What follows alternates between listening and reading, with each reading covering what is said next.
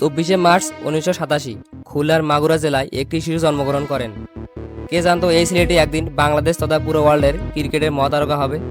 বলছি সাকিব আল হাসানের কথা। পিতা খন্দকার মাসুর রেজা ও মা শিরিন রেজা। খেলাধুলায় আগ্রহী হয় স্কুলে পড়াশোনার পাশে বিকেএসপিতে ভর্তি হন। সেখান থেকে বিবিএ ডিগ্রি অর্জন করলেও পেশা হিসেবে ক্রিকেটকেই বেছে নেন। ওডিআই ম্যাচের মাধ্যমে 2006 সালে জিম্বাবুয়ের বিরুদ্ধে অভিষেক ঘটে তার। এরপর বনে যান বাংলাদেশের একজন তারকা অলরাউন্ডার এবং বিশ্বের নাম্বার 1 একজন অলরাউন্ডার হিসেবে। বৈবাহিক জীবনে 2012 সালের 12ই ডিসেম্বর উম্মে আহমেদ শিশিরকে বিয়ে করেন। বর্তমানে তিনি 2 কন্যা সন্তান এবং 1 পুত্র সন্তানের পিতা।